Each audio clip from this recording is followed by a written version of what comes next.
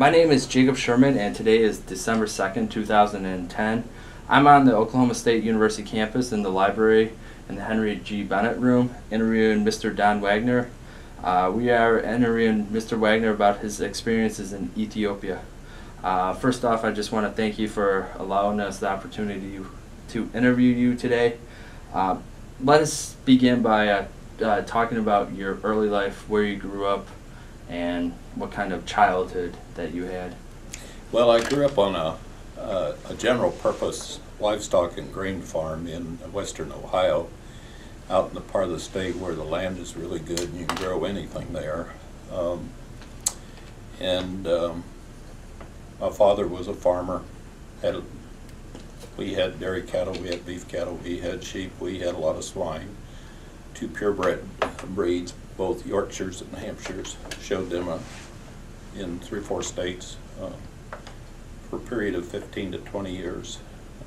I have 2 brothers back there who still carry on the operation and have expanded it some. My mother loved gardening. She loved flowers, so she had a large truck garden. We had as many as 5 to 7 acres of strawberries, as long of a row as a quarter of a mile of raspberries, and probably an acre or 2 of vegetables. But she enjoyed that, and needless to say, I had to help a lot with that, not to mention helping to milk the cows. Since I was 5 years old, I had to get up at 5:30 or 5 o'clock in the morning to help my dad with the chores. But it was a great experience. I had a wonderful childhood, fortunate to have a good father, a good mother, and 3 wonderful brothers. Learned a lot growing up, work ethic in particular, sense of responsibility, good ethics, moral values. And so I was very blessed, but I was also one of the first to go to college in my family. I had a brother who was a year and a half older than I, who would have been the first to go to college in my family. And of course I was second, and then I had a younger brother follow me as well. But my mother always stressed the value of education. She was absolutely determined that we get a good education and that we go to college and be successful. She thought that was the way to improve your lot in life and to also make a better contribution in whatever way you could. So I had a very fortunate childhood. I had to work hard, but I never regretted that. And it always kept me out of trouble as well. Mm-hmm. But I learned a lot about agriculture, both livestock and crops, and that always served me well in my future career. And of course it also helped to determine what I wanted to do with my career. Mm-hmm. Did your mother can vegetables? Yes, a lot. A lot? And we also had a large cellar, several times the size of this room, probably 4 or 5 times the size of this room, and she would can a lot of vegetables and freeze a lot of vegetables. And we always basically raised well above 90% of our own food. Where in Ohio was the farm?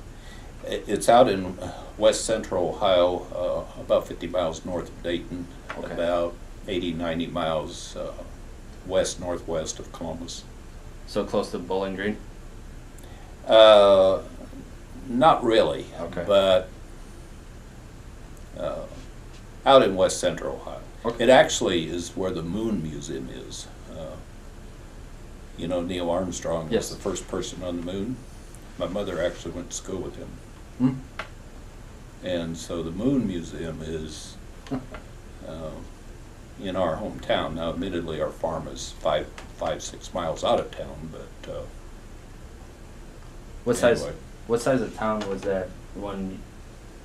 Well, I went to school in a small town closer than that. It was about 3 miles away.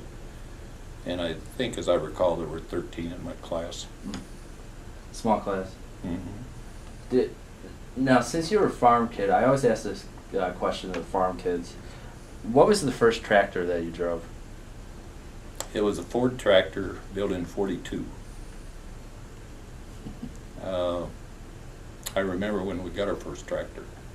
I was about 5 years old, 6 years old, and of course, prior to that, my family, not unlike everybody else, farmed with horses, and we had about 15 draft horses that my dad used to do his farming. And I remember we got our first tractor in '42, and then we got another one in '48, and it was sort of a replacement for the one in '42, and then we got a bigger tractor, and it was our second tractor in, I think it was '51. Mm-hmm. And of course I loved to drive the tractors. That was a lot of fun. And we had an old Model A Ford that we made a buck rake out of. It was a 1931 model. And I have a brother that's 2.5 years younger than I am, and it was my job to start driving that when I was about 9 to help make hay. And then when my younger brother got to be about 7 or 8 or 9 at the most, then he started driving it, and of course I got assigned another job. But that was a lot of fun. And by the time you got your driver's license, we already had a lot of miles behind the steering wheels, both of the tractors and the old buck rake car. What was so your graduating class of high school was 13? Mm-hmm. And when did you start your college years? In '55. So you were born in '37? That's right. Okay. So where did you go to college then? I went to Ohio State University in Columbus, Mm-hmm. and of course it's a very large institution. It was large when I was there. We had, probably 42,000 students when I was there. And at that time they didn't have any branch campuses. Now they have some branch campuses, but it's a very large institution and a good institution.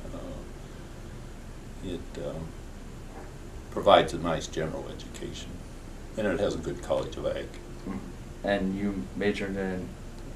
I majored in animal science. Animal science? But I also did all the degree work for both dairy science and ag econ. So by the time I graduated, I always took quite a few more hours than the average student, and I really could have graduated in 3 years and 1 semester, but I stayed around 2 extra semesters and more or less filled the requirements for 3 majors. But I also went across campus and took some foreign language and this and that because I knew I would have to have some of that when I went to graduate school. The only thing I ever took in college that was really hard for me was swimming, because I grew up in a place where swimming was not possible. Mm-hmm. And so that was a skill I never had any ability to develop when I was young. And Ohio State had a requirement that everybody, I don't know the reason for it, that everybody that came there had to have swimming and be able to pass it. And I swear that was the hardest thing I ever did in college. I eventually accomplished it, but it was tough. The academic work was easy. The swimming part, I struggled with that. Finally got through it, but kind of interesting. What was your experience like coming from a small town, small rural community, coming on to this large university? Well, it was enormous adaptation and a lot of intimidation. I came out of a very small school, 13 classmates. I was president of both the junior and the senior class, but that isn't saying much when there are only 13 of us in the whole class. There were only about 50 in the entire high school. And the good news is I had wonderful teachers. My English teacher, quite honestly, was the best teacher I ever had anywhere at any time, whether it be in grade school, high school, college, graduate school. She was absolutely wonderful. She really emphasized good grammar, learning how to write, spell correctly, punctuation, and those kind of things, and it always served me well. So, at first I was really scared, and felt that, you know, there's no way I can compete. I would probably just flunk out. So fear drove me to work hard, which I did, and had a 4.0 my first semester in school. Everybody then wanted to recruit me to their major, although I really knew what I wanted to major in. And I don't say that to brag, it's just to answer your question that I felt very scared, and it was very intimidating because it's an enormous step to go from a small rural school to a large university. And then of course in my career here at OSU I could relate to that because we get a lot of students in animal science in the College of Ag from equally small rural schools. I don't know whether they'd necessarily be as small as the one I attended, but a lot of them are. And I could see it affected them much the same way. But the good news is I overcame the fear and the intimidation after 1 or 2 semesters, once I was able to prove to myself that I can survive and make it. Mm-hmm. Are you still a fan of the Buckeyes? Oh yes. Oh no. I've learned that for most students, where they did their undergraduate work, unless they don't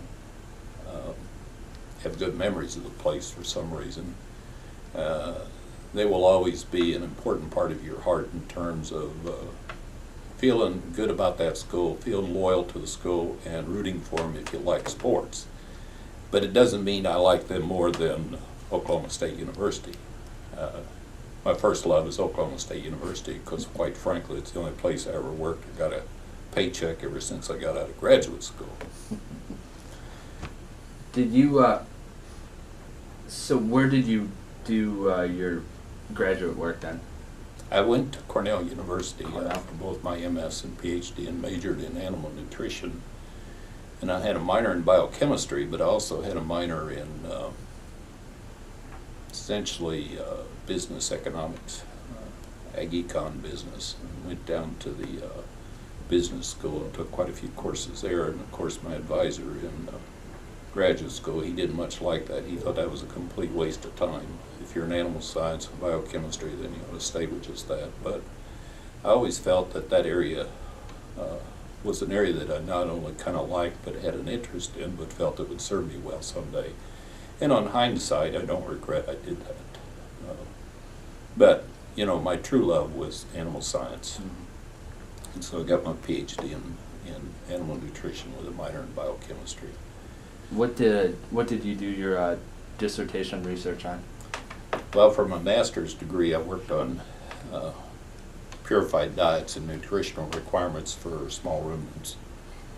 And then for my PhD, I did work with dairy cows, high-producing dairy cows and their energy requirements, and feed intake and digestibility. And to this day, that's classic work because it is still work that is the foundation of all the current nutrient requirements for dairy cows that are published by the National Research Council. Mm-hmm. And so there were 2 other guys at Cornell that were essentially classmates of mine, that all 3 of us worked on the same general information, but we each had a somewhat different segment of it or aspect of it. And so our work would not duplicate, but rather complement each other. And to this day, it is the basis of all the modern dairy nutrition requirements for the National Research Council, and those are published about every 5 or 10 years. And at the time, I didn't know why I was doing it, but that's what my boss wanted me to do. What pushed you towards dairy science? Was it your background on the farm, or? No.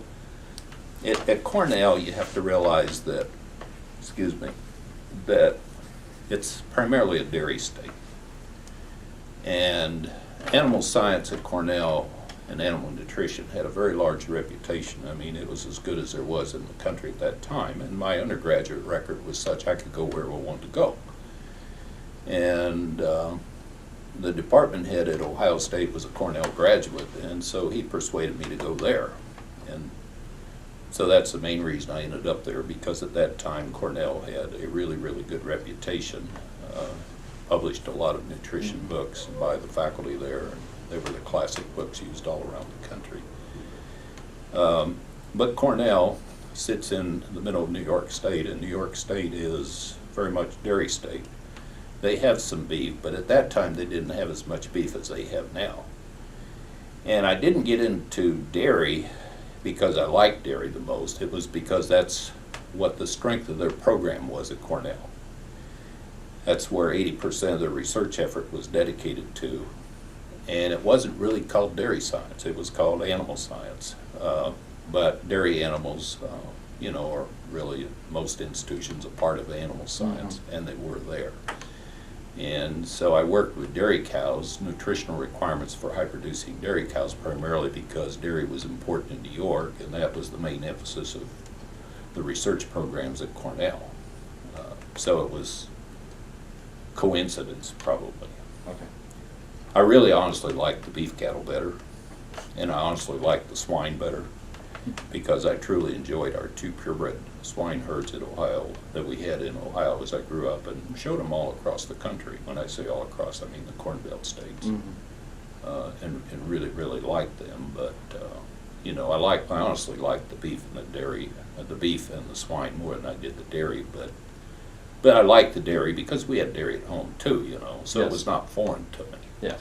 And quite frankly, I didn't really care that much, because to me what was important is that I got a good nutrition degree.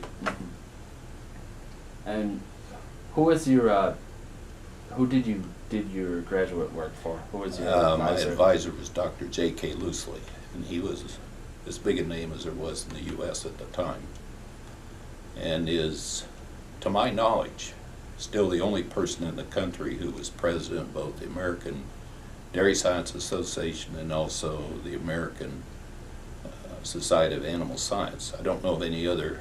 Now, I'm not going to say there was nobody else, but I don't think there was anybody else. So he was a big author of books.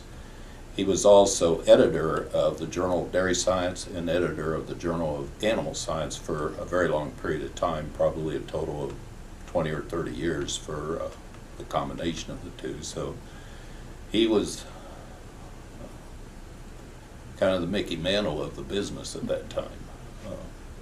And I did not know Dr. Loosley before I went up there, but our department head at Ohio State, of course, knew him well. He said, he is the person you want to work with. So they had some other people up there I'd been happy to work with too, also had big time names, but you know, that's where I ended up, and it turned out well.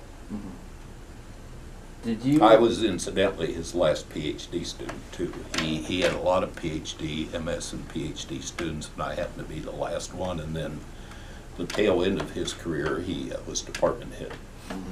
And so he kept me on while he was department head. I think there was about 2 years of overlap there. So I was blessed to be with a good man and a good scientist. He never would answer a question, though. That always frustrated me when I was in college, in graduate school. What he would say, if you ever asked him a question, he would turn around and say, well, what do you think?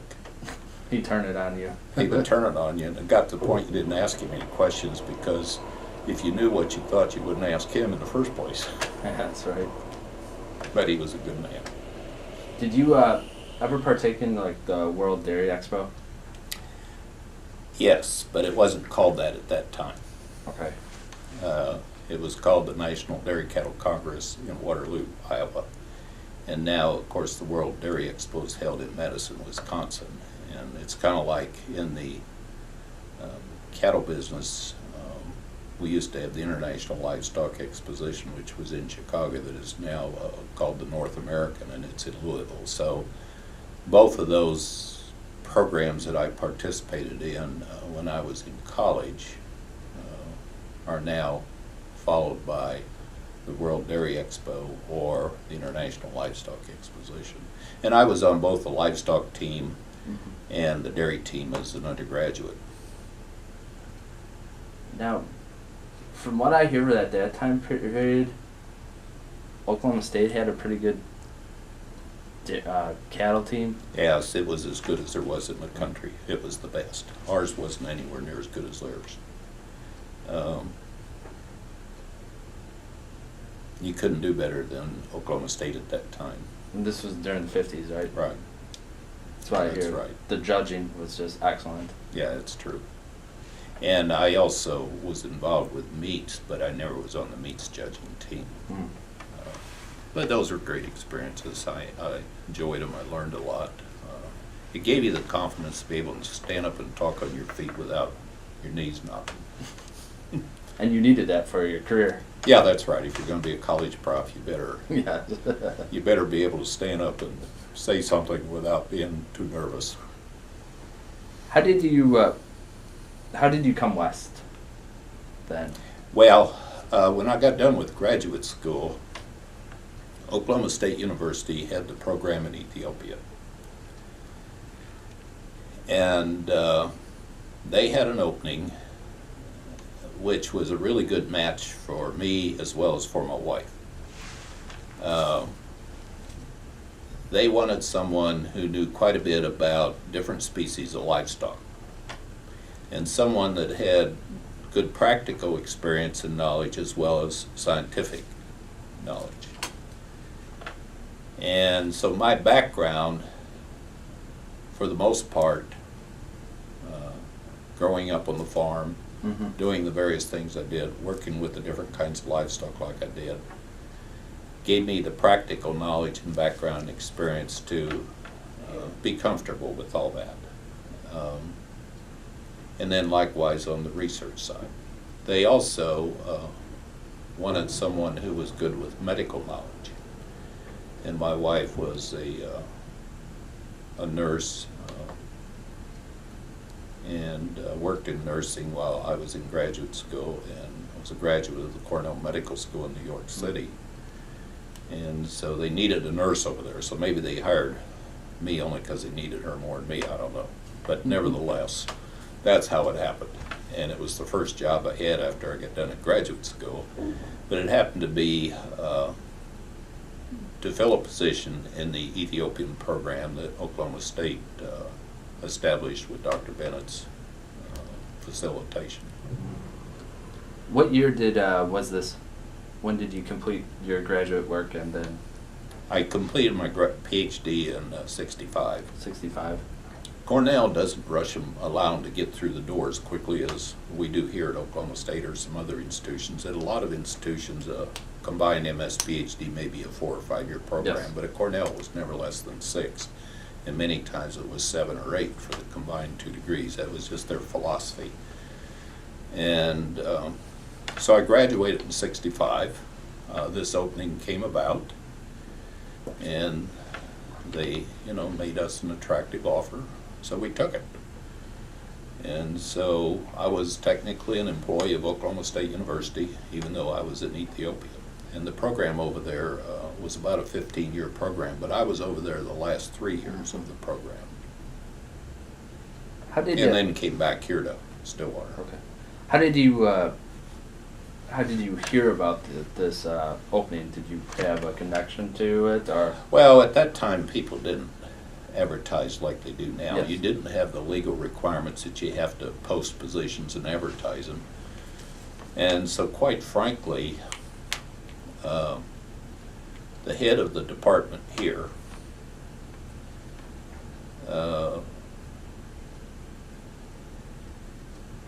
was a good friend of Dr. Loosley, my advisor. He called Dr. Loosley one day and he said, "We need somebody who can do A, B, C, D." And so my advisor came to me and said, "Hey, Oklahoma State needs someone who can do this, this, and this. I think it's a good position. You ought to take a look at it." So that's how I found out about it. It wasn't from reading an ad anywhere. Okay. And that was the way things were Yes. done in those days. It was strictly networking. Mm-hmm. And of course, networking is still really important.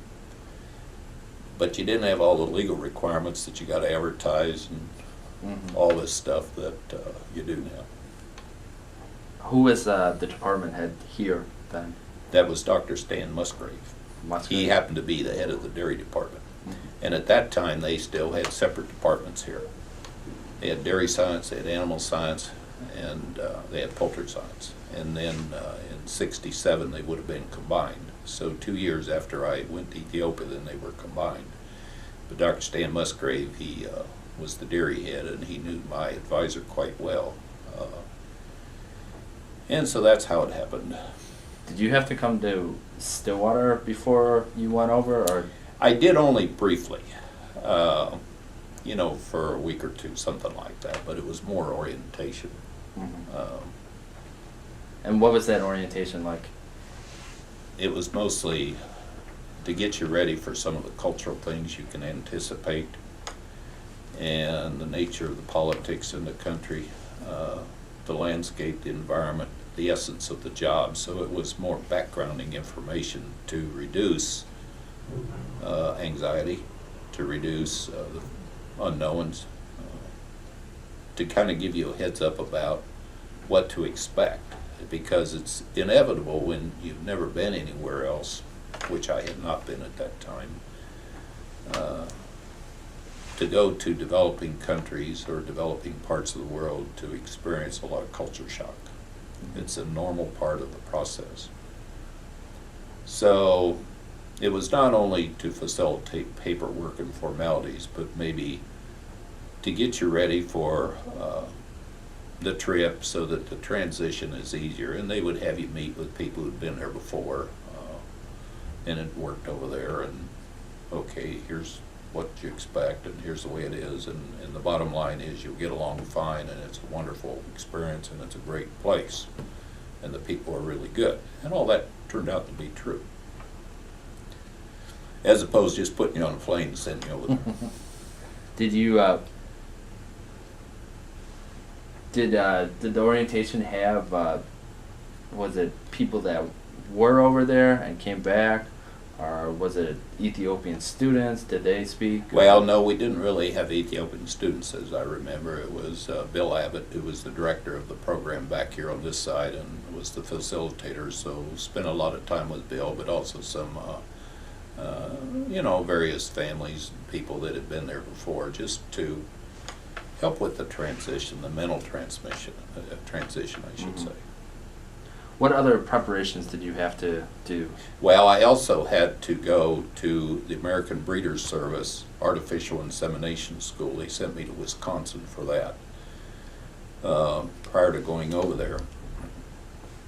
And the reason for that was, even though I had had reproductive physiology course and an artificial insemination course in undergraduate school, quite frankly, you're not at all proficient by the time you get done with that. You know just enough about it to be dangerous, but not enough to really be a skilled practitioner.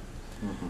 And over there they had a nice dairy herd that they were very proud of, and a very large beef herd, and they were to be artificially bred. And so my predecessor that I replaced, he was a very skilled technician. But they needed someone who could artificially breed both the dairy cattle and the beef cattle, and then also teach some of that stuff along with any number of other things, because you had to wear a lot of different hats and be capable of doing a variety of things, much more so than is probably true today for students who may graduate with a PhD. So they sent me to the American Breeders' Service, EI school, and of course it's a very intense school which lasts about 2 weeks or something like that. And by the time you get done, you're not necessarily good at it, but at least you can get it done with, and then acquire some finesse and experience after that to become more proficient. But the bottom line was they needed someone who could do that. And of course then, I went over there, and I can't say that I was good at first, but I eventually became very good because there were a lot of them to do. We had, probably between 50 and 100 dairy cattle that had to be artificially bred, and we did not have a bull, and then we had probably 800 beef cows. And so I AI'd all of them, and we didn't have any bulls in either one of them. So I gained a lot of experience in Ethiopia doing that, and it was good. Learned a lot. And it was by no means the only thing I did, because I taught a lot of other courses. Because when I was over there, I was in charge of the dairy herd, also the beef herd, and the swine herd. And I even artificially bred some of our sows over there. Of course, swine are much easier to breed than cattle are, if you don't have any experience. What was your main motivation for going over there? Well, first of all, I guess to be honest about it, at that time the employment situation was tight, because not too unlike right now, the economy was tough at that time, and the jobs were not that plentiful. But, you know, I was always an adventurous type. My wife was too, and maybe brave about being willing to try a new experience, and so, you know, it looked attractive. It looked like something where you could kind of continue your education. And so we just chose to do it, and never regretted it, because we had the opportunity to travel in probably 30-some countries of the world. And if I hadn't have gone to Ethiopia, probably never would have traveled outside of the U.S. And of course, I've also had working trips to other countries like Morocco and Guatemala and Mexico and some places like that since then. What was your wife's initial reaction when you told her that you had this opportunity? It was positive. It's positive? Because she loved nursing, and she knew they really needed a nurse. And when she got over there, her job was to run the clinic. She ran the health clinic, and she was the main nurse. Frankly, she was the pseudo doctor. But she was good enough that she enjoyed that and did not feel intimidated by it. The closest doctor was 300 miles away. Yes. Did she replace the Ms. Meisner? No, not technically. There was another person there who was an Ethiopian that was a nurse, and he was sort of in charge of the clinic. His name was Meritop. And so in essence, she sort of replaced him, and the person that you mentioned really was not a medical doctor, as I recall. But I mean, in terms of being I'm thinking of, when I say the closest doctor is 300 miles away, I'm talking in terms of a true MD, yes, not a PhD. Okay. You left to go over there 66 or 65? 65. 65. June of 65. And when did you return? In the fall of 68. Okay. Because that was the end of the program. Did you, what was that trip like getting there? Did you fly first class, or how did? No, we didn't fly first class. I distinctly remember it was an eye-opening experience, because we had about far more luggage than we should have had or needed. But you know, the advice you're given is, well, you need to take this, and you need to take that, and you need all these other things. So I remember we had about 13 or 14 suitcases. And I think every family's needs are perceived to be somewhat different. And the reason was, as well, of course, your main goods will be in your sea freight, but that may take months to get there. So you got to have enough stuff to live until your sea freight shows up.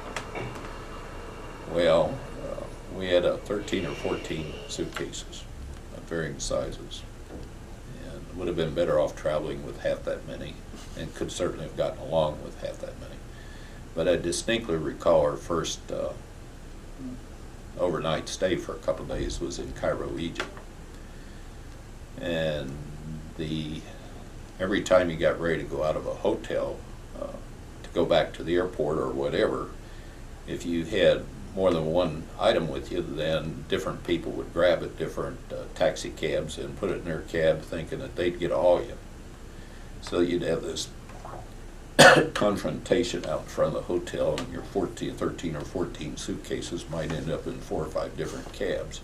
So then you have to stand there and hassle with them about, no, these are all together. We only need one cab. And so you'd have to spend a half an hour trying to get reorganized. That was my first experience with culture shock and that kind of thing. And then we noticed that when we were there about 3 days, because you know you got to get rested up and time zone change and all this and if you left the hotel with less than or more than one bag, if you went sightseeing or whatever, you'd have that same experience. Mhm.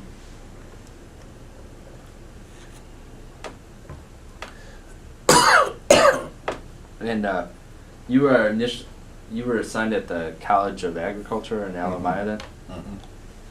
Mm-hmm.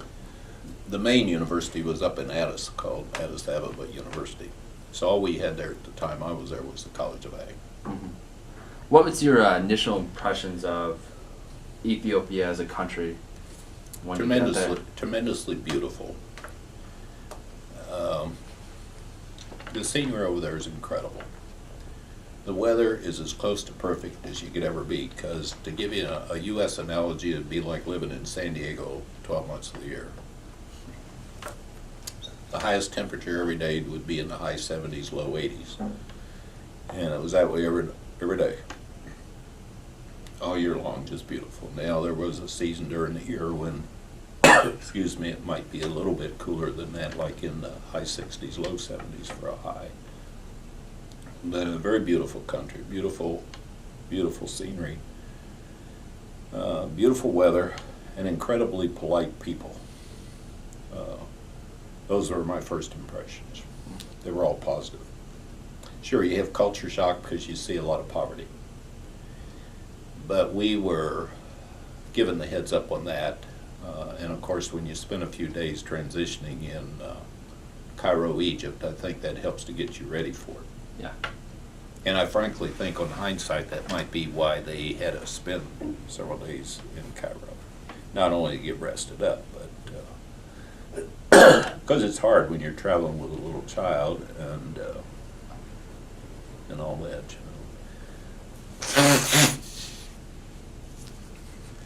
How old was your child then? Well, at that time we had our first one, and she was 5 weeks old when we took her over there. Yeah. How did she travel? Wonderfully well. Slept all the time, so that was not really an issue. If she'd been older, it might have been a little different. But we also traveled back and forth when she was 2 years old, and that was all right.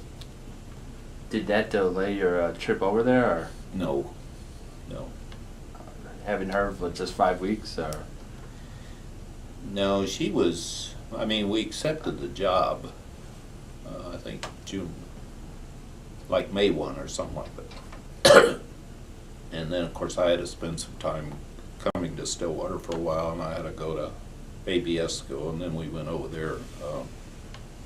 She was born June 12, as I recall. So, no, she might have been 3 or 4 weeks old. Wow. I don't remember exactly. Okay. Did you initially fly into Addis? Yes, I mean, initially we flew into Cairo. And But once you got into Ethiopia, you went right, to Addis. flew into Addis, that's right. Did you stay in, did you have time to stay in Addis Yes, before you went yes, up we to did. Alemaya? Yes, we did. I think one night probably. One night? And then went to Alemaya. Okay. How long did it take for you to get from Addis to Alemaya? Well, of course, it was a flight, so it was probably, I don't know, hour or two. Okay. I don't remember. All right. When you got to Alemaya, what was your impressions of Alemaya? Well, of course, we flew into Derdawa, which is at a much lower elevation. Mm-hmm. 3,000-4,000 feet lower than Alemaya, because Alemaya is at a high elevation. Alemaya is probably 6,800, I'm going to say. And Derdawa would be 3,000. So Derdawa is more desert-like. And then, of course, you have to climb the hill 20-some miles to get up to Alemaya. So there's a lot of change in the scenery and in the climate as well, because Alemaya is at a higher elevation, so it's cooler. Excuse me.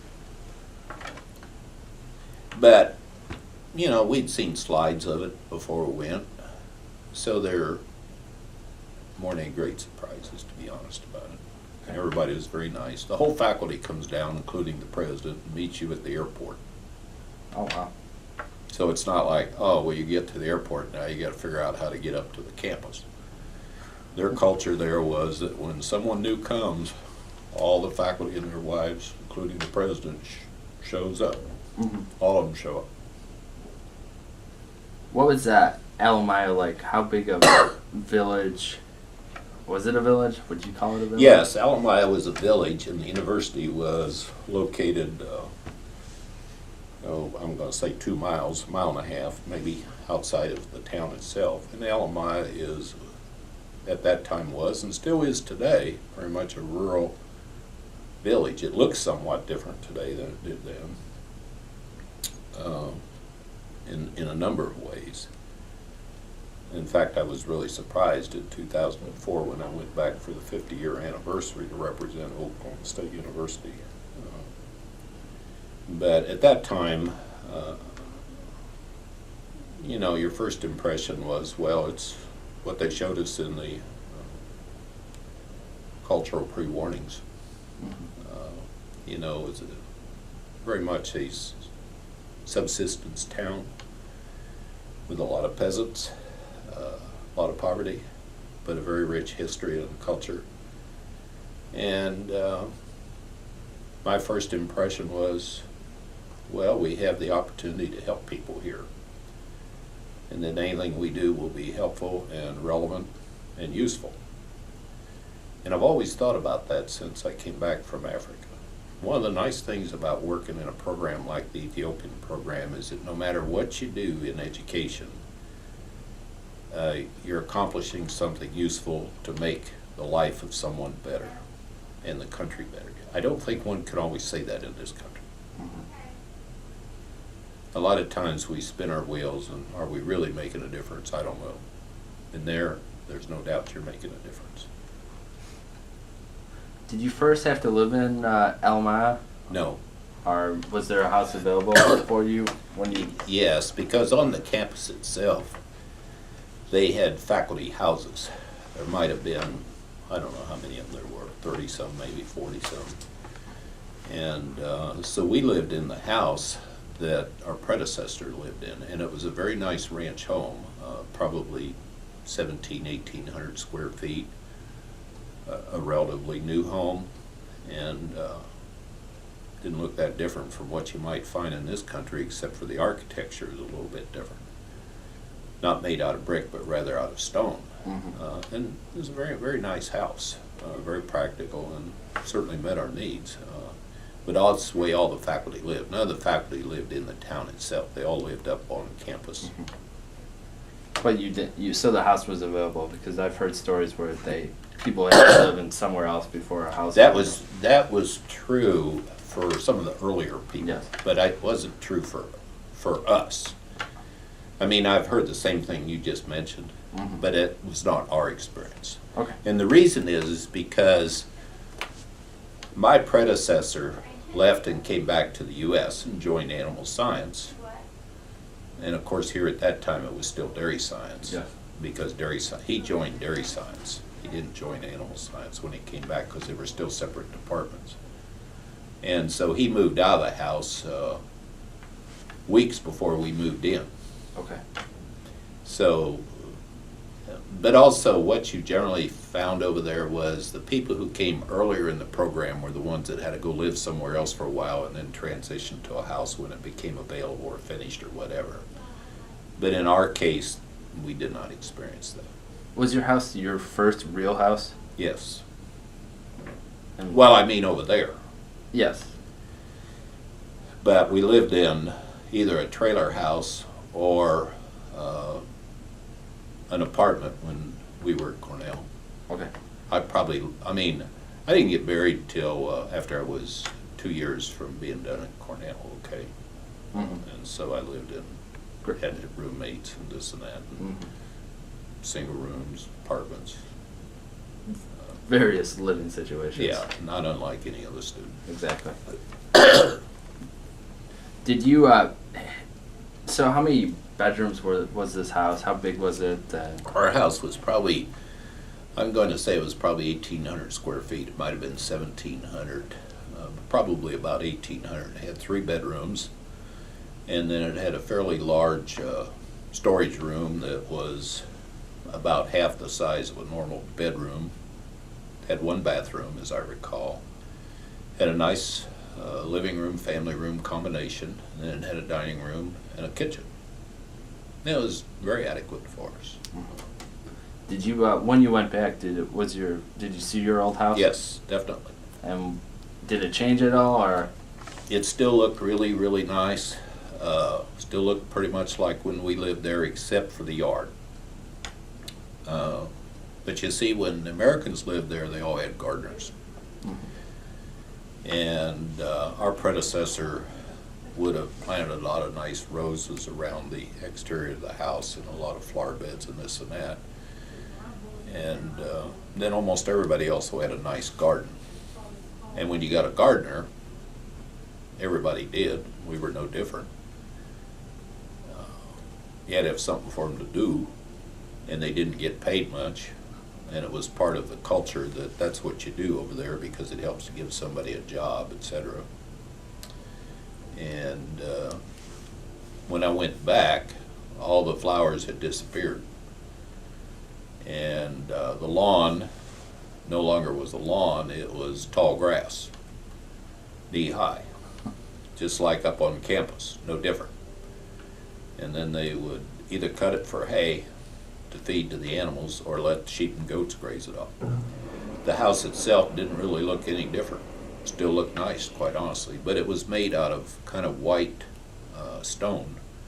And so, you know, they didn't really have brick there for those houses. They were sort of built out of not exactly white stone, but sort of cream colored stone. And it was very attractive. But the only thing that I saw different, now I did not go inside, the only thing I saw different was the yard. I didn't see any garden, and all the flowers and the roses were gone. And the entire yard was just growing up in grass as tall as this table. Wow. But the other thing about Ethiopia is they never waste anything. They never waste anything. So it sounds like when you say, well, the grass is as tall as the table and grass grows all the way up to the wall of the house and all the way out to the road, they don't waste it. They use it. Yeah. Either to feed an animal or let local sheep and goats come in and graze it off. Were you surprised that you had servants?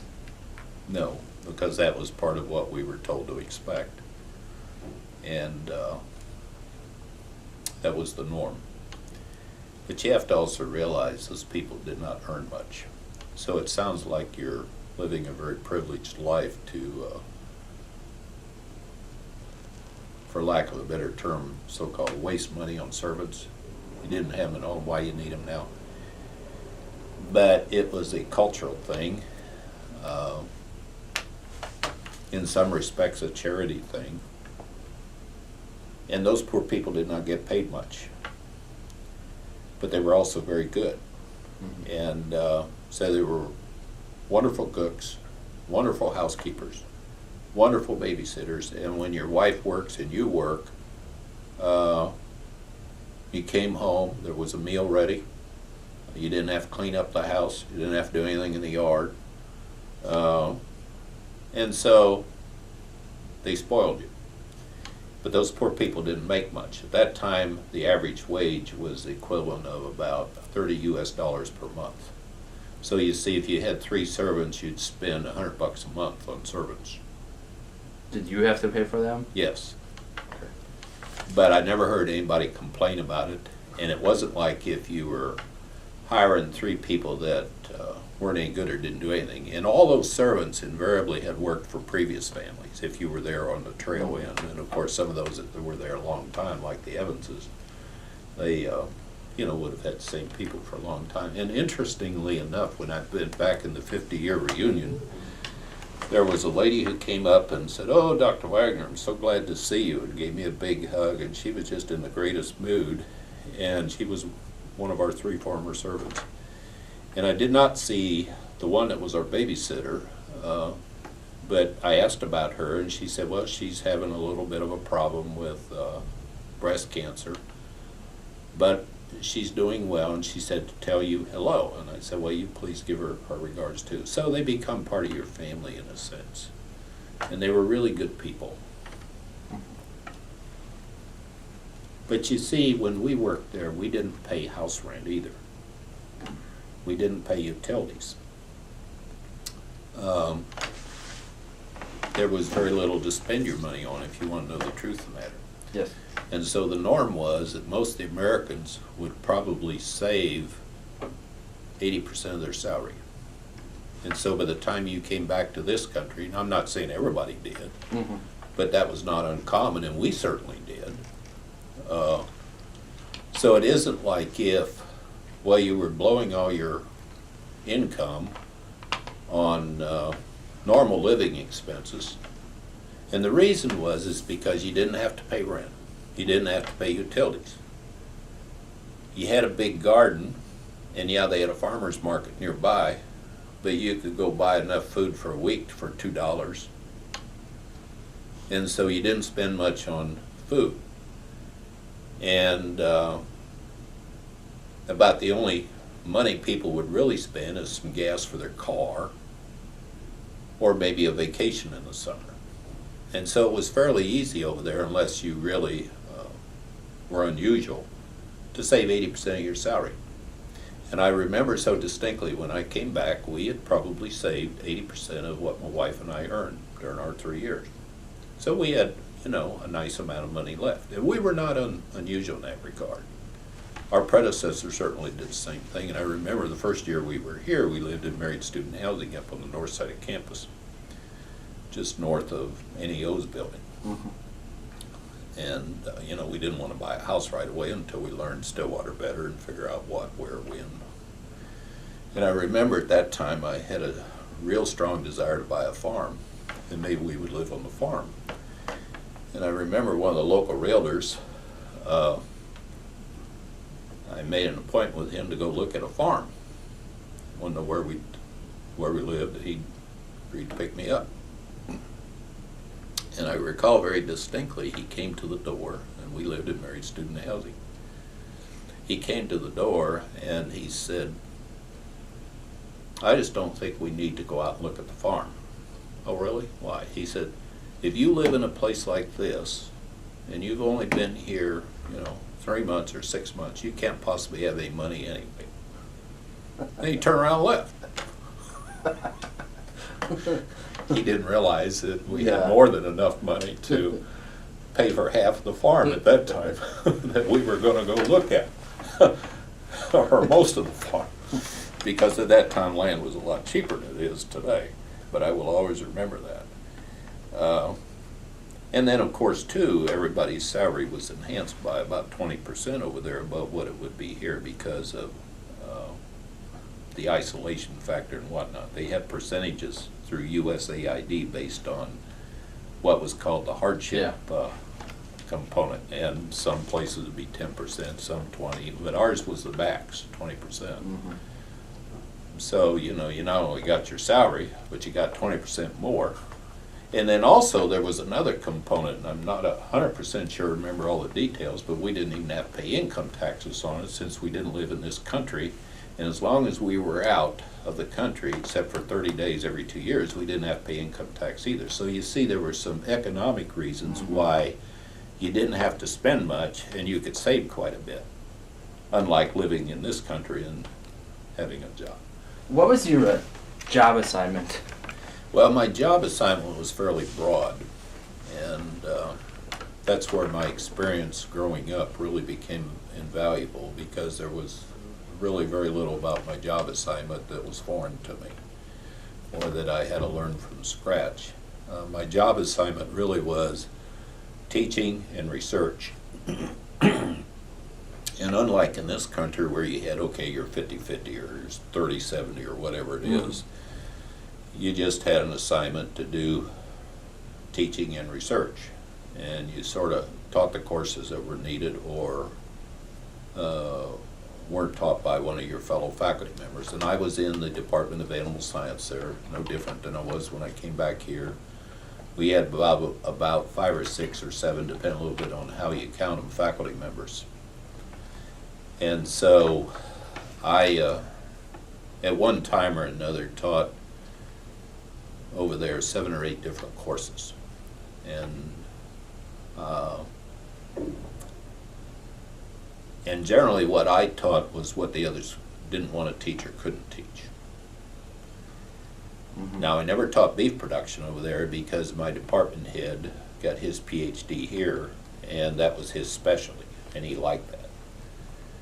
And so he was the administrator of the department head, but he also taught a lot. Now, he didn't do research, but he also taught quite a bit. So he would teach what courses he wanted, and then some others would teach things like poultry or whatever that I didn't know anything about, and wouldn't have been able to teach it. So the things I taught would have been like dairy science. I taught also genetics and animal breeding, taught a nutrition course, taught swine production. My department head boss, he taught sheep because he kind of liked sheep because he grew up in southwest part of this country and always kind of liked sheep. So he taught beef and sheep, even though I managed the beef herd. I also taught the artificial insemination, the animal breeding course. And believe it or not, I even taught milk processing.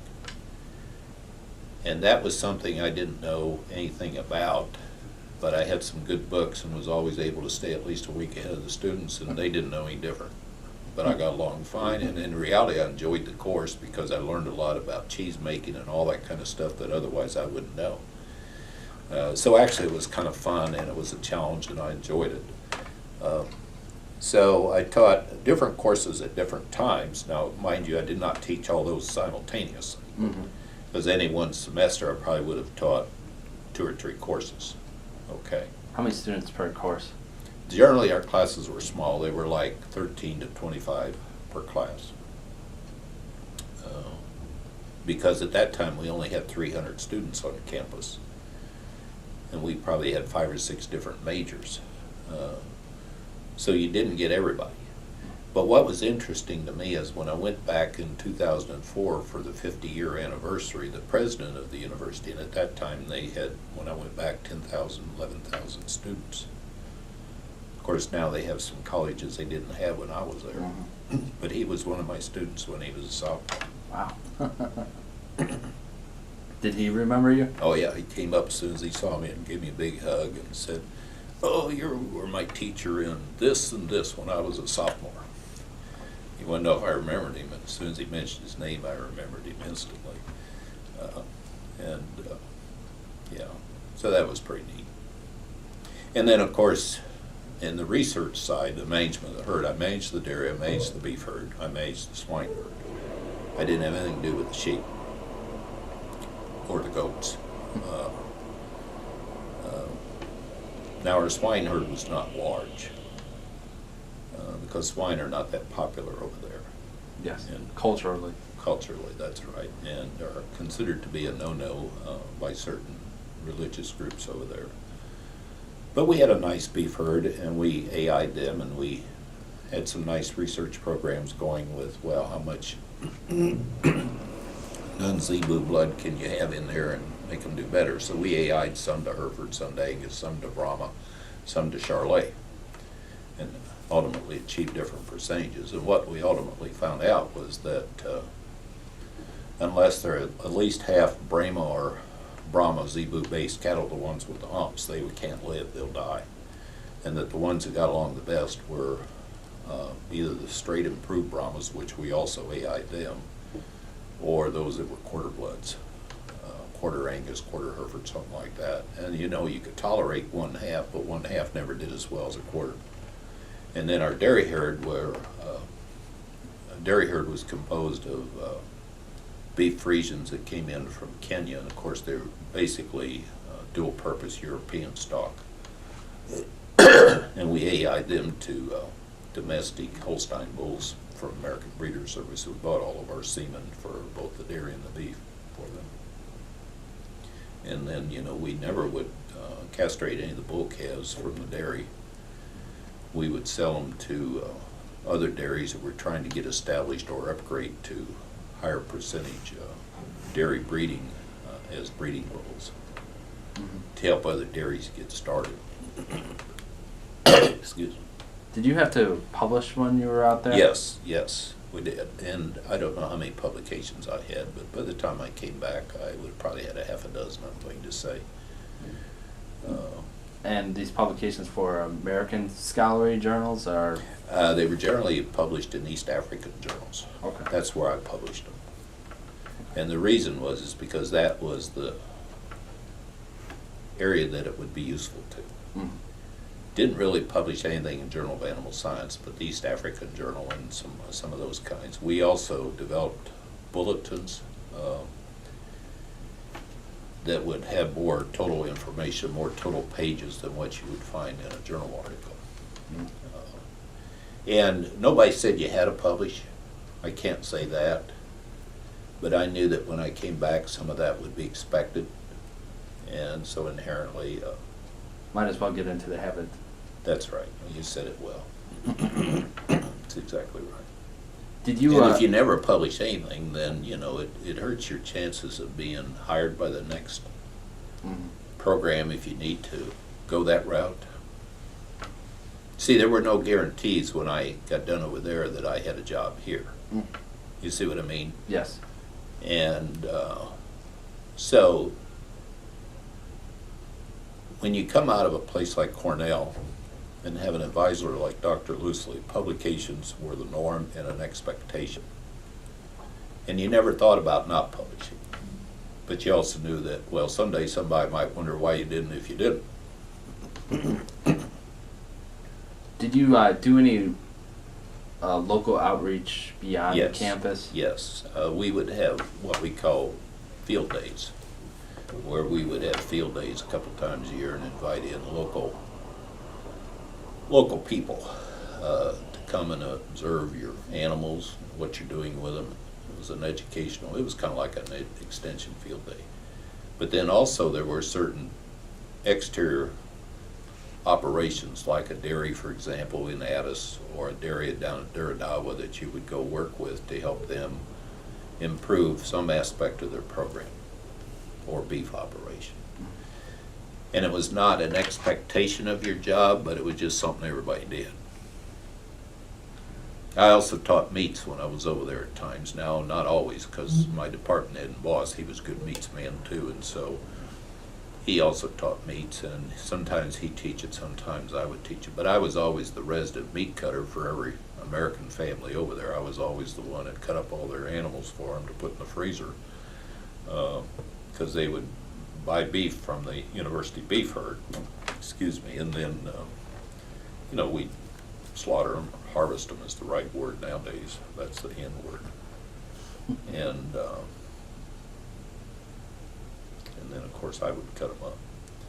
And in the meats classes, I distinctly remember when you got ready to slaughter an animal with your students, you had to tie them up the right way and face them to Mecca to slice their throat. You wouldn't just shoot them like you would in this country, or use a stun gun like you would in this country. You had to face them toward Mecca, tie all four legs, and then cut their throat, because that was the right way, or else they wouldn't eat the animal. Wow. And I've got a slide to demonstrate that. So all those things were interesting, but you know, it was part of the norm. And so you live and adapt to the culture and the expectations of your student body. And of course, we also produced and processed the meat for the dorms. Mm. So when your students are a lot of Muslim students, some of them were Coptic Christians, they all had their thing, not too unlike Jewish people. And if they weren't slaughtered or harvested in the proper manner, then they would not want to eat them. And, you know, it didn't take long to figure that out. And, well, that's just the norm and the expectation, so that's what you do. And you don't make an issue of it, you just go do it. And so all those things were interesting to me. And so the nice thing is that when you come back from a foreign country working there like that, you look at things in a much broader, much different way than if you've never been there. First of all, you come back with far more appreciation for this country, But you also come back with more appreciation for those people and where they're coming from too. In other words, some enlightenment and better understanding of what they think and why they do what they do, and maybe acceptance of some of the stuff that, if you've never been anywhere, you might find unacceptable, because it's not the way you do it yourself or your own, follow your own beliefs, you know. What were the backgrounds of the students? Were they mainly rural, came from rural populations? They came from all over the country, but they would be, there would be a high percentage of rurals. I would say 80% of them were rural and 20% of them would be students out of the big cities like Addis Ababa. But they were very good students, very select students, because you had to be in about the top 3 to 5% of your graduating class in high school or else they wouldn't accept you. So it's not like here where you basically take, most people want to come. Not everybody. I mean, sure, we have entrance requirements, but they aren't very strict. But over there, since they could only accommodate about 300 students in the dormitories, they were very selective. And I cannot honestly say that I ever had a student in Ethiopia in any of my classes that wasn't really smart. They were all smart, and they all had a strong work ethic. And the fact of the matter is about 80% of the ones that I had came to this country or European countries and got either MS, PhD, or MD degrees, or DVM degrees, about 80% of them.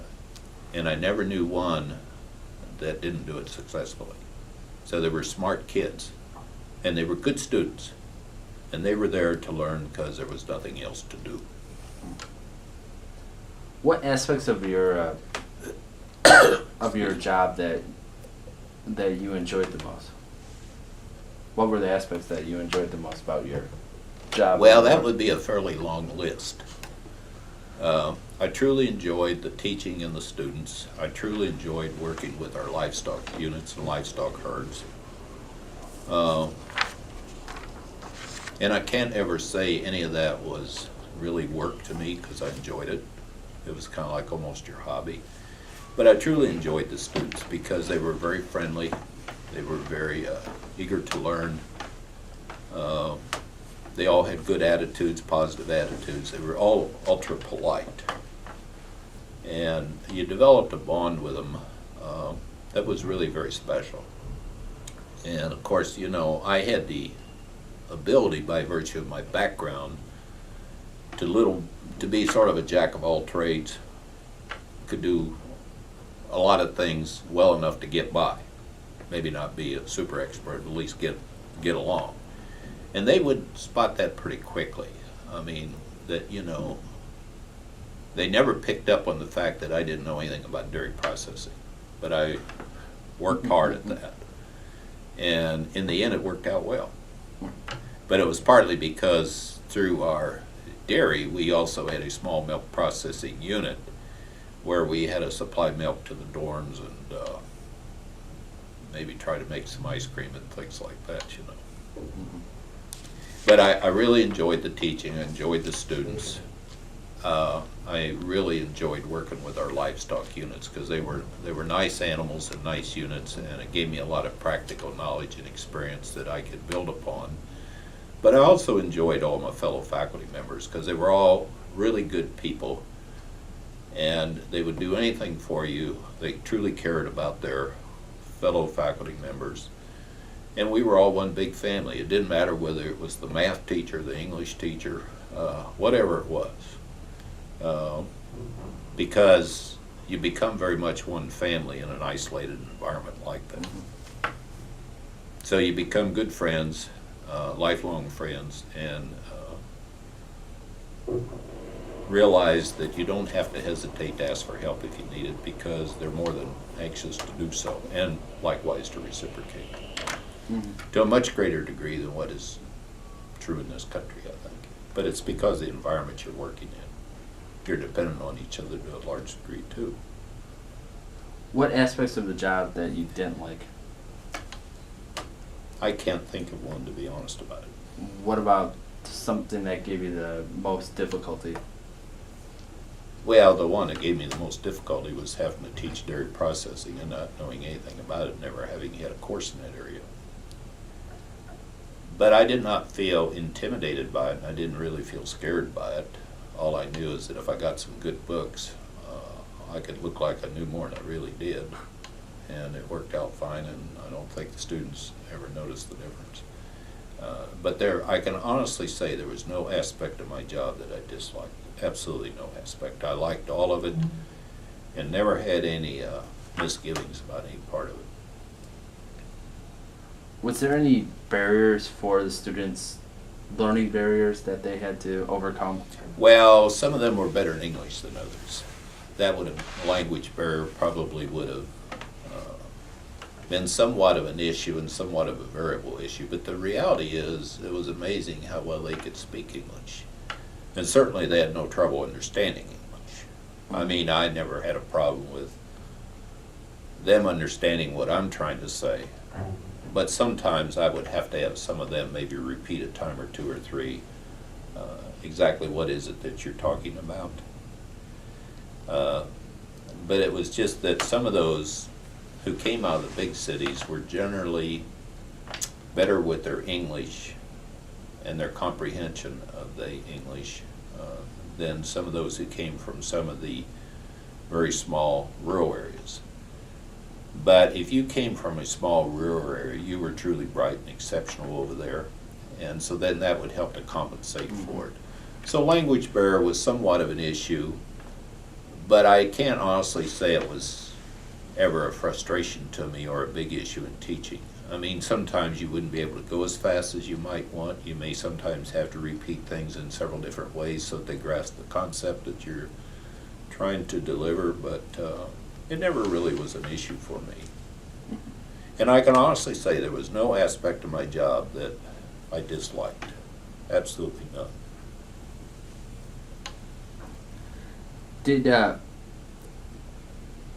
Could you describe for us the facilities for the herds? What kind of facilities? Actually, they were pretty nice. The dairy was very nice because it was developed by predecessors of mine, and they did a very good job. So we had a very modern facility, and it really was very nice and very adequate for the climate location in the country. Our beef facilities were not quite as elaborate, but they were certainly more than adequate, and maybe not as fancy as the dairy facilities. I wouldn't say that the swine facilities were necessarily very good. They were minimal, but on the other hand, we didn't have that many swine. We had just enough to be able to use the herd for teaching purposes, and to also integrate it a little bit in some of the courses like artificial insemination. You know, I would take the students up there and show them how to inseminate sows and this and that kind of thing. You know. But we didn't have that many, so the sheep program was somewhat of a challenge because although I didn't really work with the sheep because other people did more of that than I did. But just like in the beef cattle area, we tried to upgrade the hair sheep to have various percentages of wool breed sheep and to eventually get to straight wool sheep, but we never could keep any of them alive. The straight hair sheep were very parasite resistant, very disease resistant, very tough.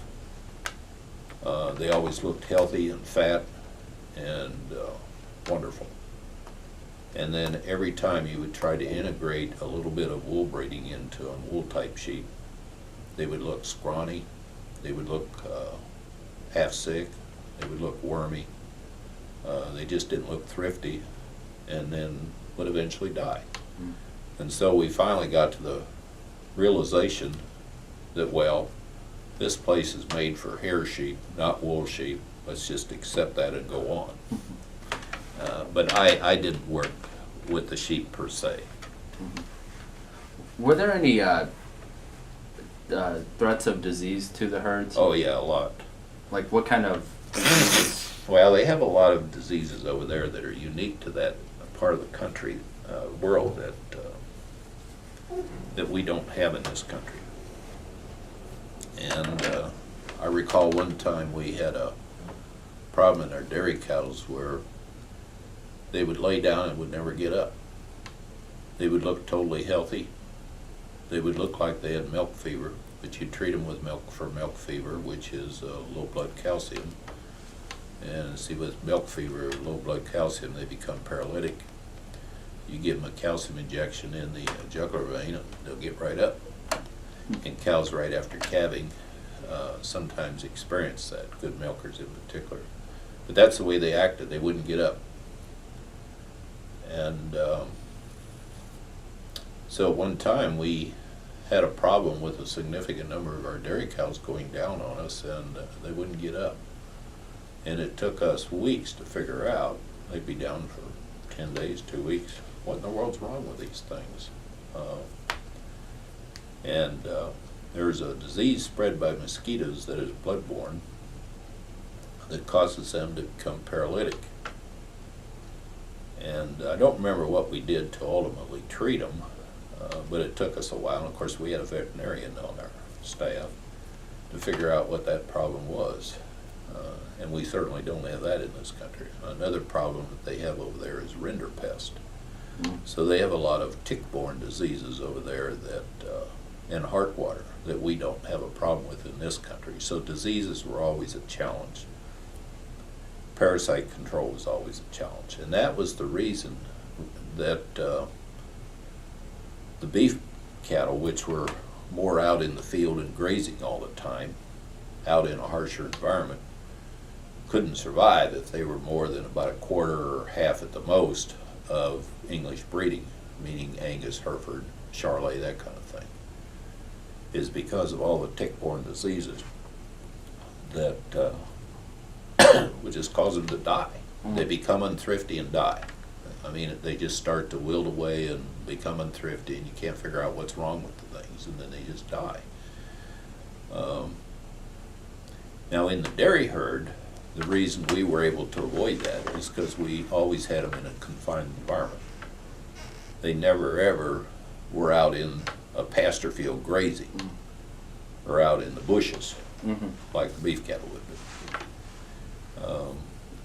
So yeah, that was really interesting, and you needed a really good veterinarian on the staff, and we had a really good veterinarian. He was the director of the Oklahoma City Zoo, and then before he came over there, graduate of OSU veterinary program, and he was really good. He loved wild animals and was a very unique individual. And then afterwards, when he came back to this country, he was the director of the zoo in Phoenix, I believe it was. It was somewhere in Arizona, and he was really good.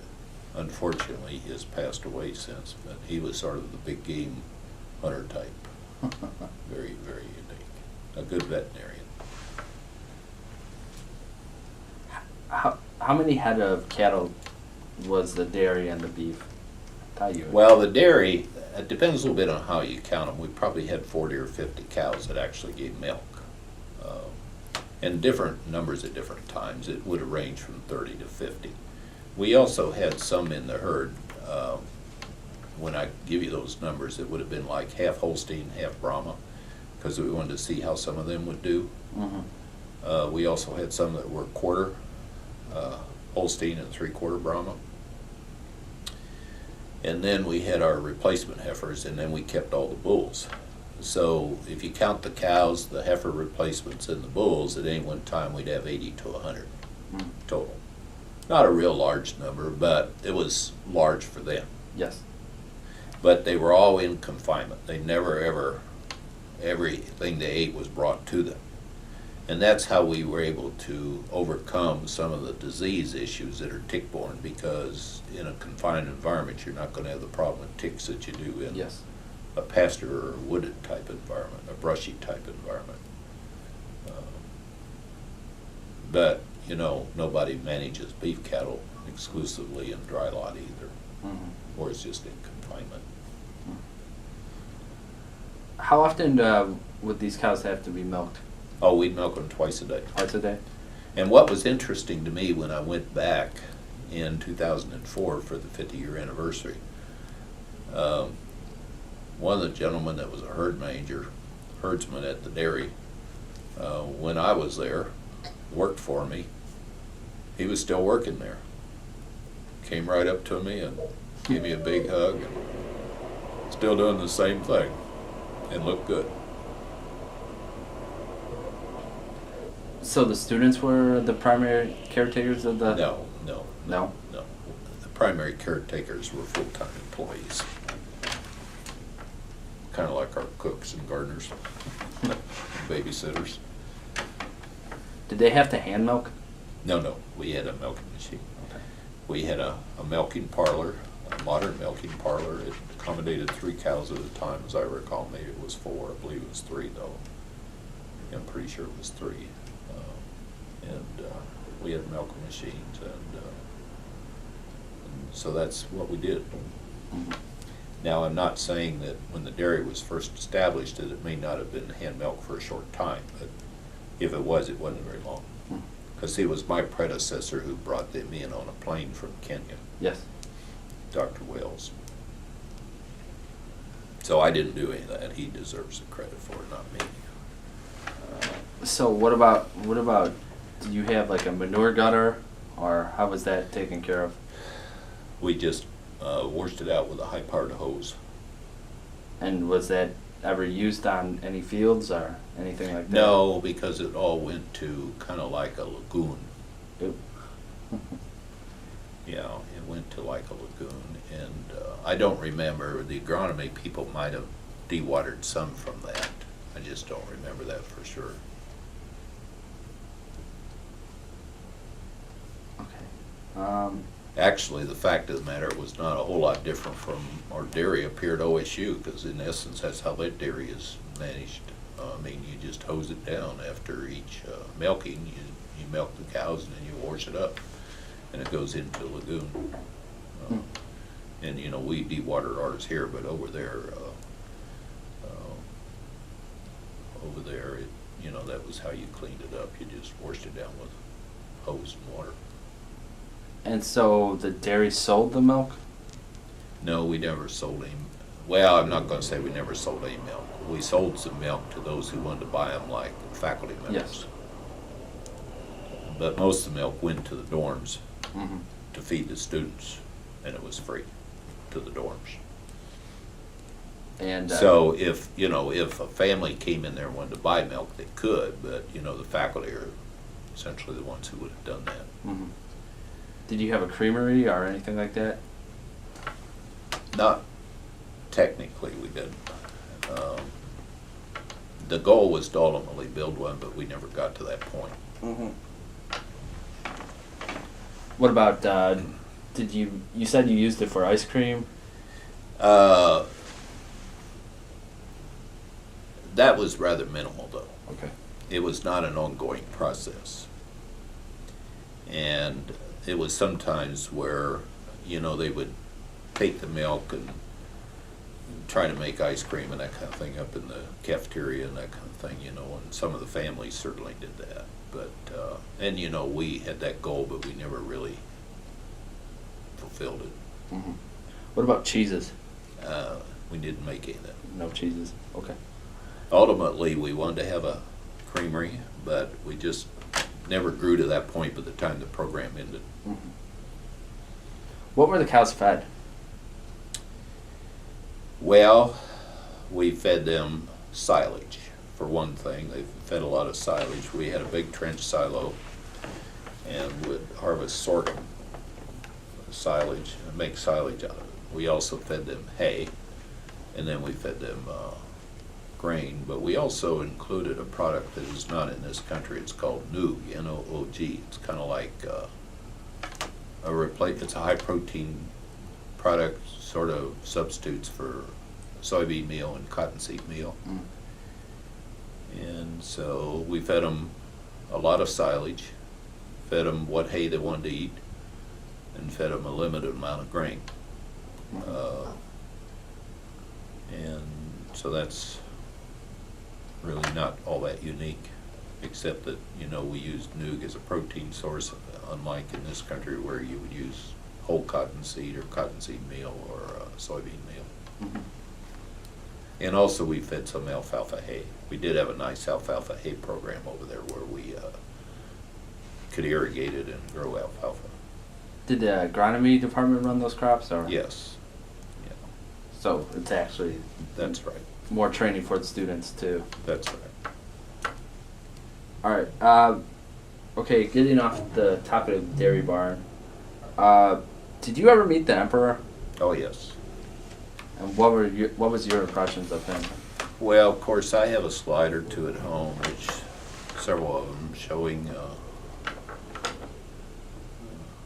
the emperor around the dairy, explaining it all to him, including the beef herd. What surprised me about him was that he seemed genuinely very interested in the dairy. He saw the dairy, including the beef herd, as opportunities to help his people better their living and food sources. And he asked really intelligent questions. He didn't seem like a passive visitor who was just looking through the dairy or wanted to be shown around the dairy just so he could say he'd been there. Mm-hmm. He was very interested, asked a lot of good questions, and seemed to feel that, okay, well, all this stuff can help our people someday better their lives. So I was impressed. He was very small in stature, very thin, very dignified, very impressive individual. Mm-hmm. And he was not arrogant. He was not self-absorbed with how important he was. The impression he always conveyed in all of his comments, all of his questions, all of his discussion was how to improve the lives of his people in his country through education and learning how to do things in a better way. And so you couldn't help but be impressed. And so that was an interesting experience to meet him. Was the university a source of pride for him? Oh yes, it was. There was no doubt about that. And the reason is because he grew up in that same region called the HAR region, H-A-R-A-R. Maybe there are 2 R's in it. I have to go back and look. But he grew up in that region, and that's why he wanted the College of Ag there. So it was very near where he grew up. 10, 12 miles, maybe 8 to 10 miles away. Was it? He grew up in that same province and in a town that was just a little bit down the road, about 8 or 10 miles. Geographically speaking, was the region a good fit for an agricultural college? I thought it was, and the reason is because there was agriculture all around us.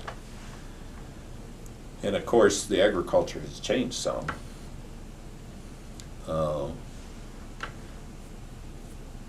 There was a lot of sorghum production, a lot of wheat, a lot of teff, some corn. And at that time there was some chat, but now so much of that area has been converted to chat, and the reason is because it's a source of export income for them. Mm-hmm. It's a cash crop. That's right. Did your family grow when you were in Ethiopia, or was it just the 3 of you? No, we had a second child over there, a daughter who was born there. She was born in the spring before the program ended. She was born in the spring of '68, and then we came back to this country in the fall of '68. Does your children have any memories about their time? No, because they were all too young. Now, they would have memories through pictures, slides, hearing us talk about it. Mm-hmm. But they were too young because our oldest daughter was 3 when we came back, 3 and a half. And then, of course, the second one was really small.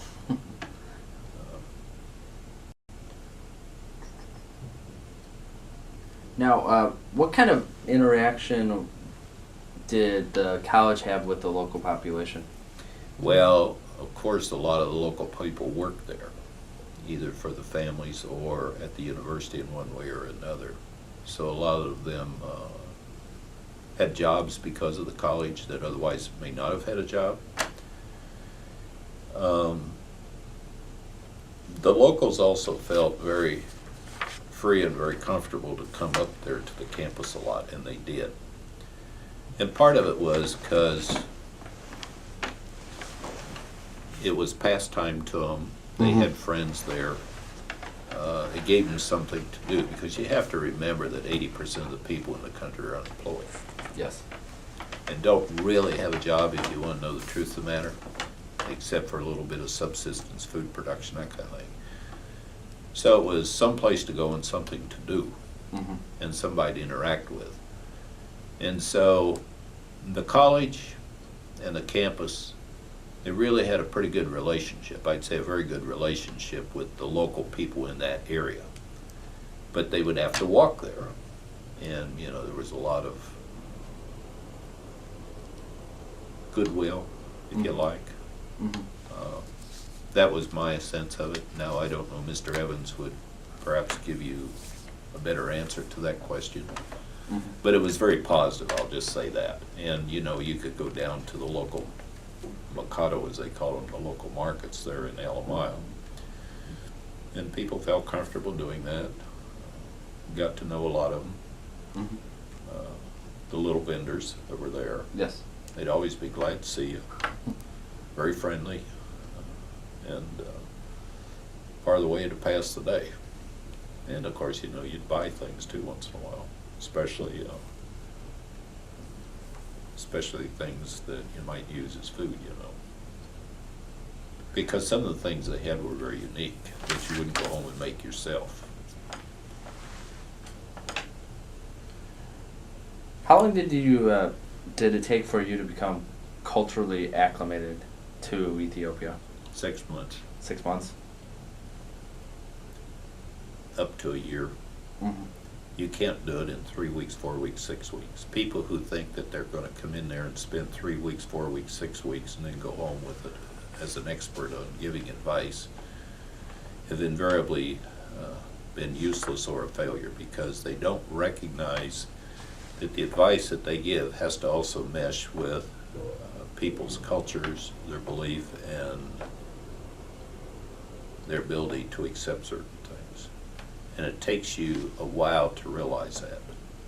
And we used to have a standing joke that, well, these U.S. experts that come in here from various universities and are supposed to look us over for 3 weeks and sit in the local bar at night and write their report, and they go home, nothing that they ever says makes any sense or is useful. And that was a true statement. And the reason was because they didn't understand the people and the culture. That's a very, very significant part. And after you've been there in a work environment for 3 years like we were, it wouldn't have to be 3 years, you could be there 2 years. You really see the significance of that. And so that's why in this country, when you hear people say some of the things they do, quite frankly, they don't know what they're talking about, because they've never been there. They've never really lived and worked in a foreign environment. And so consequently, there's an awful lot of aspects that you just don't understand, because you haven't walked in those shoes, and so you haven't really done it, and you haven't really interacted with those people in just an ordinary tourist kind of a way, you know, like you would in a tourist way, you know. What was your biggest adjustment?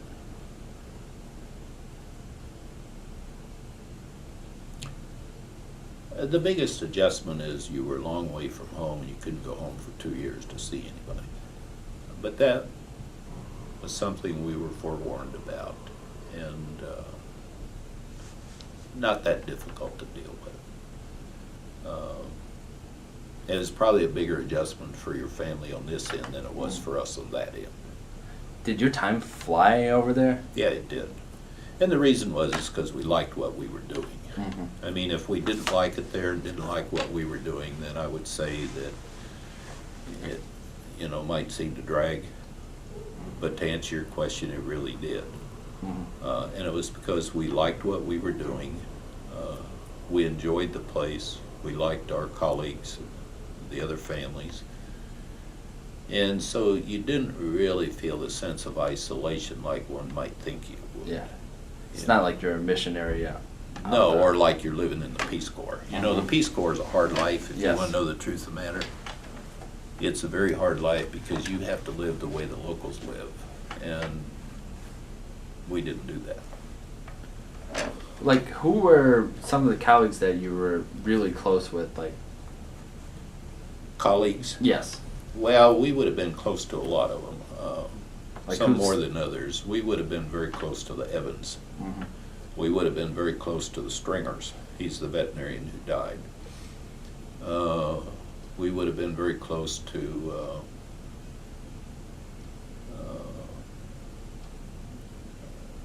Like in terms of, as to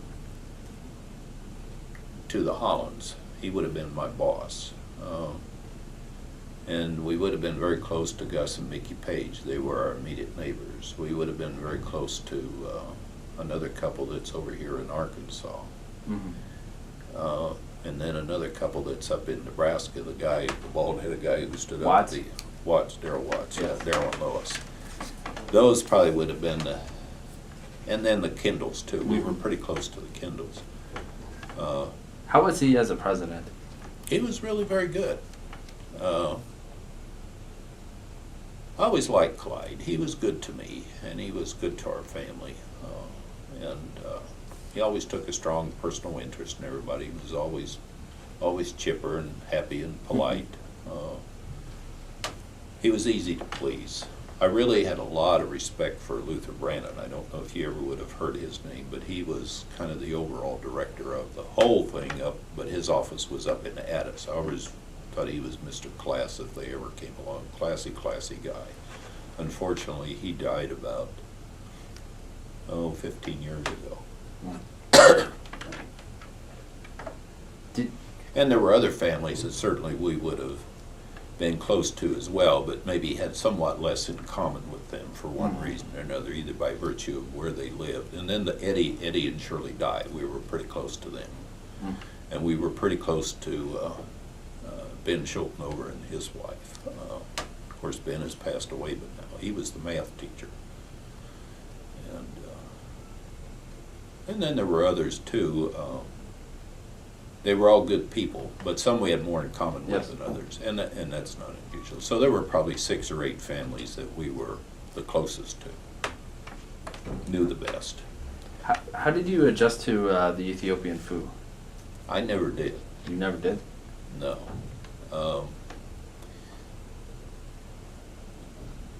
And over time, I can say that I made some adjustment, but it was minimal. Mm-hmm. And I think the reason is that I would find it much easier to adjust now than I did then. And the reason is because I grew up in the North, and so did my wife.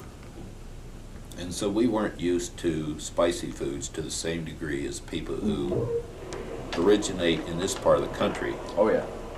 And now, we like Mexican food, and quite honestly, the last 2 times I had Ethiopian food, I enjoyed it. And I must admit that when I went back in 2004, where I ate a lot of Ethiopian food, I said to myself, this food is really a lot better than what I used to think it was. And it all came down to how spicy is it. Yeah. You adapt to it over time. And that would have been the only issue. But I never really did honestly adapt to it. At least when we were there before.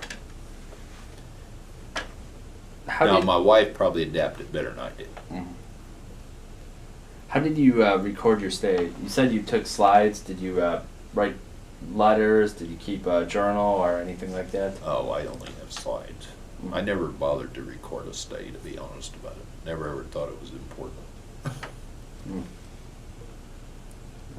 I do have a lot of good slides, though, but anybody that's ever been over there would say that.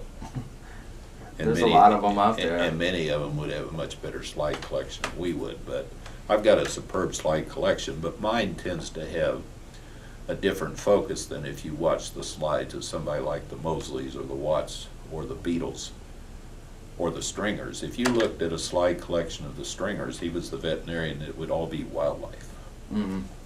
Because that's what he was interested in. Yeah, absolutely marvelous wildlife pictures. I mean, they would just blow you away, all the way from birds to elephants.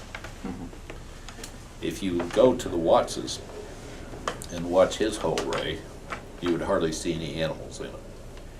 It would be irrigation ditches and water transport and a lot of churches. Personally, I never liked churches.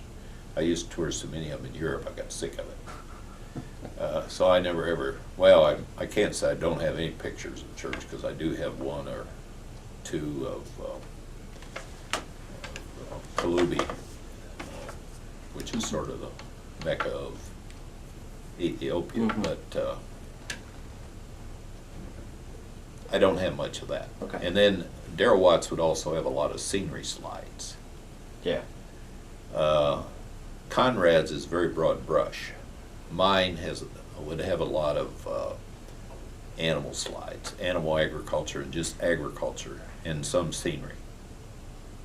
I have a marvelous collection of that. And so if you ever went to an Ethiopian slideshow of different people, you'd come back saying, well, they don't have much in common. But it was because of what they worked in and what they knew and what they liked or felt comfortable with, you know. How did this, overall, how did this fulfill Henry Bennett's vision? Well, of course, I never met Dr. Bennett because he got killed in a plane crash before I ever came along. Mm-hmm.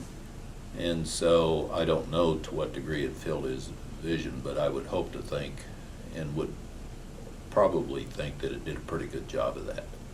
Because I think, as I perceived it at least, his vision was to help these developing countries that face a lot of poverty help improve themselves in their lot in life, and also give them some of the skills, technical assistance, etc., to find better ways to do things, to feed themselves, improve their housing, improve their lot in life, as well as their health. And that was always my perception of what Dr. Bennett's vision was. And I think in that sense that the Oklahoma State program indeed planted a lot of seeds that developed into big trees, bearing a lot of fruit and shade to improve the lives of others. Kind of this one concluding statement in here. And I truly believe that. And that the multiplier effect of what we did was profound. I don't have any doubt in my mind about that. Now, I'm not going to sit here and say that every faculty member that I knew over there was 100% gung-ho about everything, or as happy as most of them, or as we were. There were a few who could never adjust to the culture shock, and could never accept the fact that things weren't always like in this country, could never adapt to that. I could sit here and tell you the names of them. But generally they only stayed 2 years and then they went back home. But they would have been the exception rather than the norm. And I won't mention their names, but I do honestly believe after they were back in this country a while, that then they began to realize that, well, maybe things were better than what they gave themselves credit for. Because one of those couples was indeed at the Ethiopian event that we had back in October. And I was astounded at the rather positive, glowing comments, because that is the first time I remembered them coming to one of the events. In other words, sometimes you have to get older to appreciate some of your past experiences, or to realize their value to you or to someone else. And that isn't really surprising. So I'm not going to sit here and say that everybody was as gung-ho as the Evanses, or like I would be, in terms of positive comments. But it always had to do with adaptation. They wanted their people to do everything like we did, and couldn't accept the fact that that just wasn't the way it was and wasn't likely to be. What you went back in '04, how did you see the impact that OSU had? Well, first of all, it was a great, pleasant surprise. because I think many of us were concerned after we left that the whole place would eventually just shut down and disappear in terms of the meaningful program. Whereas in reality it had grown enormously, even though it had gone through many hardships along the way, where indeed it was closed down for periods of time, but then would get reamped when politics would change. But when I went back, I was totally and completely surprised at how well they were doing in the growth. To give you some examples, the College of Agriculture had grown from 300 students to like 2,050, right at close to 2,100. Well, if you want to know the truth of the matter, that's about how many we have here at OSU right now, and have had the last couple of years. So the College of Ag had grown to the point where it's now as big as we are here. If you look at animal science, when I went back there, they had 549 students, as I recall. Totally blown away by that. We, here on this campus, are the largest department, undergraduate department, in the entire university, with about 700 students. And we just crossed 700 this year for the first time. And we would not have been past 559 until about 10 years ago. So they got up to 559. They also had their first College of Veterinary Medicine class, and had 150, roughly 150 students in it. They had just established their first class, and they had their first freshman class, so they established their veterinary college. So there was a lot of growth, and there were about 10,500 students, and I think now the number is higher than that. At the time I went back 6 years ago in October. But of course they added some colleges. They have engineering there now, they have business there, and they have kind of like public health and School of Nursing. Thought they had a law. Yeah, and law, that's right. So they have like 4 or 5, and now it's somewhere above the 10.5. I don't remember what the figure was that was given by Darrell. But you know, they've done well, and that doesn't mean to say they don't have their hardships, because they do. But it usually has to do with infrastructure that they have problems with, like water issues and plumbing issues and sewage issues and things like that. But I understand that some of that has been improved in the last 5-6 years. How did they now can get water up there, because they had a goal to get water up there, pipe water up there, and they had the pipes laying everywhere, but now they have that all installed to get up the hill from Derdava. Looking back, how did your Ethiopian experience shape your life? Oh, I don't know that it has, except in the broad sense of appreciation for what we have in this country, and also a much broader view of how things work. In other words, you don't put everything in little boxes to quite the same degree that if you've never been anywhere. And most certainly it gives you a much better understanding of other people and other cultures and other political systems, and why we can't necessarily expect the rest of the world to always see everything like we do or be like us. And if you've never been anywhere, then that's what usually happens. You expect the rest of the world to be exactly like us, do things the way we do, have the same kind of political system, same political beliefs, and I hate to say it, even the same religious beliefs that we do. But after you've been to a place like that and served some time there and realize there are a lot of really good, wonderful people everywhere, and needless to say, some that aren't so wonderful or good everywhere too, including here, that it gives you a much broader understanding of a lot of issues, and certainly a much greater appreciation of this country and how fortunate we are to be here and to be born here and live here and work here and all that. Because we do have a lot of wonderful advantages that the rest of the world doesn't always enjoy. Could you, wrapping up, could you briefly describe your post-Ethiopia career? I know you had a lengthy career at OSU, but... Well, of course, I came back in '68 and retired in early 2008. So I was in teaching and research here. Taught quite a few different courses at one time or another. Certain ones I taught almost the entire time I was here, except the last 17 years I was in administration and department head, a little bit over 17 years, 3 or 4 months, where I was department head. And had a successful career here and enjoyed it here.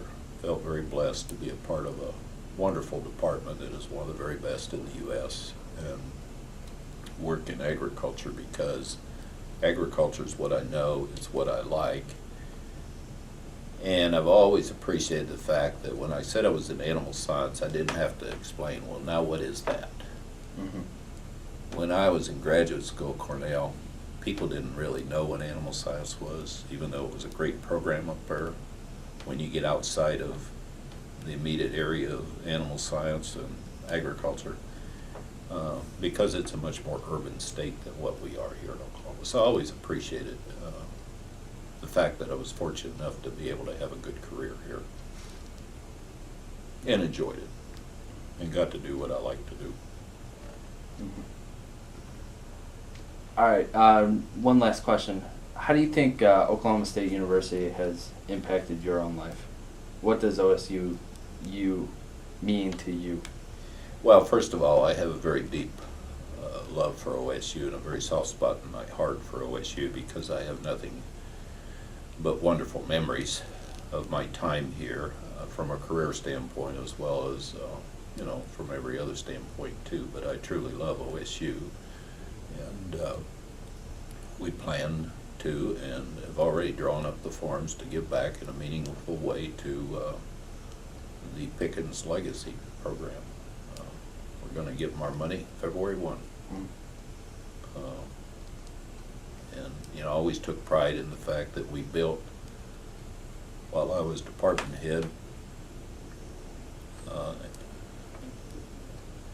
because I was fortunate to work with a lot of good people and a lot of rich tradition. You never build a building except by building it one brick at a time, and I'm only one brick in it. I was fortunate to be in a department that had a lot of rich tradition, rich culture, a lot of truly great people in it who built the program. And I was just fortunate to be one cog in the wheel or one brick on the wall. But we did establish the largest scholarship program on campus and the largest undergraduate program. And so, as well as good research facilities. So I was always proud of that. Excuse me. Now, is there anything you would like to share that we haven't discussed? Not really. Not really. Okay then, I just want to thank you for your time here today. I've learned a lot.